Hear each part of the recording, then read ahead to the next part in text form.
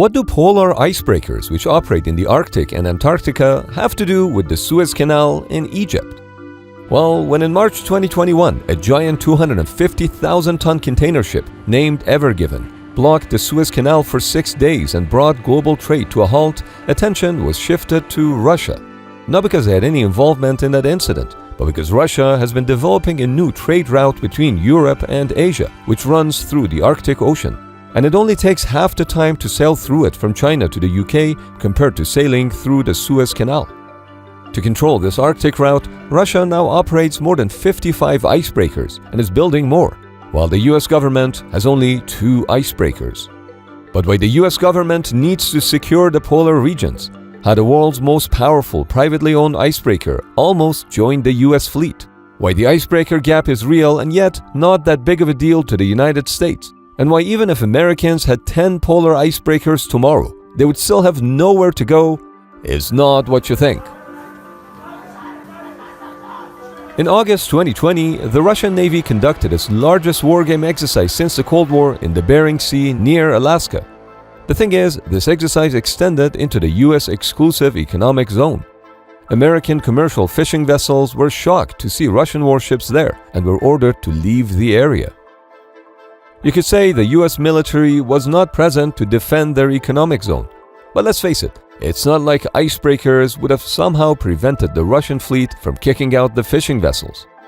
Icebreakers are not equipped to engage in military operations of this sort. Their main mission is to break ice. The thing is, the icebreaker gap can be explained fairly easily. According to the Arctic Institute, Russia has about 15,000 miles of coastlines and 2 million inhabitants in the Arctic. Compare that to only 2,500 miles of Arctic shoreline and only 68,000 people living in the Alaskan Arctic. Plus, the Russian economy has much more reliance on oil and natural gas, including from the Arctic. Whereas for the United States, oil and gas extraction, even including the non-Arctic portion, makes up a small percentage of the US economy. Russia also sees the Northern Sea Route as an important trade route, given that it's located in its backyard. All these reasons might explain why Russia needs more icebreakers than the US does. At the same time, that doesn't mean that only 2 icebreakers can provide the required capability for the United States, especially that one of them is almost 50 years old. The US Coast Guard is dealing with a crisis of its own. In 2006, the US Coast Guard cutter Polar Star reached the end of her 30-year service life, and the Coast Guard placed her into reserve in Seattle. 2 years later, her sister ship Polar Sea was also reaching her end of life, and the Coast Guard could only reliably use her for so much longer. That was until 2010, when the powerful engines on the Polar Sea suffered major failures. Further inspection confirmed that on 5 out of 6 main diesel engines, the pistons had got welded and stuck inside the engine sleeves. With both American polar icebreakers out of service, the US Coast Guard was at a crisis point. That's because each year, a heavy icebreaker is required to navigate and break through miles of ice to allow fuel and supply ships to reach McMurdo Station in Antarctica, where a variety of scientific research is done. This annual ice-breaking endeavor falls under Operation Deep Freeze. In the absence of both polar icebreakers, the Swedish icebreaker Odin was slated to help with the annual ice-breaking mission. But then the Swedish Maritime Administration announced that the nation's most powerful icebreaker was badly needed in the Baltic Sea during the Northern Hemisphere winter. So the National Science Foundation, which is funded by the US federal government, had to call up an old friend, Russia.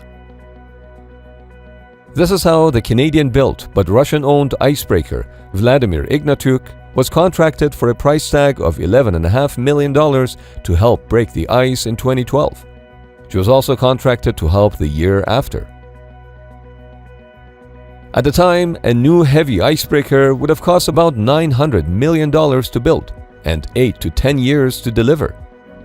So the Coast Guard decided to spend $57 million to extend Polar Star's service life by about 10 years, and Polar Star was back in operation in late 2013. But the US needed a long-term plan, which involved procuring new icebreakers. In 2018, Halter Marine won the $1.9 billion contract to make America's 2 new polar security cutters, with an option to build a third one. The first vessel was planned to be delivered in 2024, but this was pushed back to 2027 or so due to design delays and bankruptcy. That's right, in November of 2022, Halter Marine, which had been losing millions of dollars, was sold by its parent company to Bollinger Shipyards.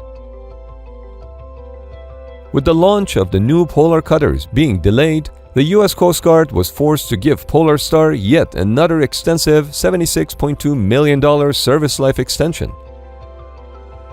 Because she is the only heavy polar icebreaker in service, the overhaul was spread over 5 years, so that Polar Star could fulfill its commitments in the icebreaking operations during winter and then dock for maintenance and upgrades in spring. Polar Star is currently the single point of failure when it comes to US polar icebreaking missions. But the US Coast Guard does have another icebreaker in service that's even bigger than Polar Star. So how come they don't use her to cover for Polar Star? Even though USCGC Healy has a displacement of 16,000 tons compared to Polar Star's 13,000 tons, Healy is categorized as a medium icebreaker, whereas Polar Star is considered a heavy icebreaker. The reason for this is that Healy is a research icebreaker that supports scientific research in polar regions. Its larger size is primarily to accommodate scientific equipment and laboratories that it has on board. It's designed to break ice up to 4.5 feet thick continuously while moving at 3 knots, or break ice that is 10 feet thick when backing and ramming. Compare that to Polar Star's main mission, which is to maintain access to research stations, resupply them, and support other vessels. No wonder it can break through ice up to 21 feet thick by backing and ramming, and continuously break through 6 feet of ice while steaming ahead. This is why Polar Star is categorized as a heavy icebreaker and Healy is not. Long story short, the US Coast Guard needs another heavy polar icebreaker. And as of October 2023, it has 2 options. One is bad, and the other is not ideal. After Royal Dutch Shell stopped drilling for oil in the Arctic, the world's most powerful privately owned icebreaker became available on the market. IVIC is a 360-foot ice-capable offshore supply vessel and anchor-handling tug. It's primarily used for towing and laying anchors for drilling rigs. In 2015, IVIC's owner pitched the vessel to the US Coast Guard as a suitable icebreaker. The Coast Guard was like, "F*** off, this is no good for the military." But fast forward through a few years of troubles and delays for the Coast Guard, like that bankruptcy that we mentioned earlier, and sweet desperation kicked in, to the extent that the fiscal year 2023 budget actually included money to buy the IVIC, although Congress removed it at the last minute. And I think that's because there is another option: bringing back the Polar Sea. It would cost $150 million to purchase IVIC. On the other hand, revitalizing the Polar Sea, which is quite a capable icebreaker, would cost about $250 million. The thing is, much more money needs to be spent to bring IVIC up to the US Coast Guard standards, and even then, she may not be sufficient for the job. IVIC can supposedly break 3.3 feet of ice at 5 knots, which is even less than what the medium icebreaker Healy can do. But even that claim was never proven in ice trials, in the fears of failing to meet the Coast Guard standards. Plus, IVIC has a helicopter pad but no helicopter hangar. So why isn't Polar Sea the obvious choice? As mentioned earlier, Polar Sea suffered disastrous engine failures, to the extent that in 2017, she was left to be used as a parts donor for Polar Star. It's not that just parts of the Polar Sea's engine need to be replaced.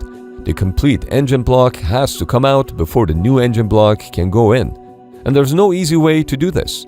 Well, except for cutting the side of the hull open, which is a major undertaking.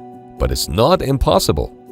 In fact, this operation has already been done on another US Coast Guard cutter, Healy.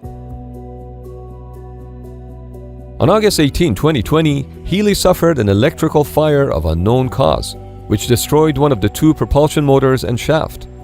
She had to go into dry dock, where the ship's dual hulls were cut out from both the outside and the inside of the ship. The cut-out part of the hull was then carefully removed with the help of a crane. This opening allowed for the old propulsion motor to be rolled out on rails and removed. The new motor was then brought in and put in place. This was a major operation which took about 1 month to complete. We should note that Fairbanks Morse Defense, the manufacturer of Polar Sea's engines, still makes and supports that type of engine, so they could manufacture them if needed, which means it is possible to bring Polar Sea back to life. It's just not ideal. The irony is that regardless of going with IVIC or Polar Sea, even if the Coast Guard could immediately receive its new 3 polar security cutters that are on order, those ships might have to sit in port because there is a shortage of qualified officers to pilot them. The US Coast Guard is still facing a recruiting and retention challenge. To put things in perspective, in 2020, the Coast Guard offered a $40,000 incentive to qualified candidates willing to fill lieutenant and lieutenant commander, department head, and executive officer positions. Guess how many people showed interest? 0. The Coast Guard had to lower the eligibility requirements to attract applicants. The 2020 hearing of the U.S. Senate Committee on Commerce, Science, and Transportation states that Russia intends to fully control the northern sea route, and President Putin's government has even threatened to sink foreign vessels that do not have a Russian pilot on board or a Russian escort vessel.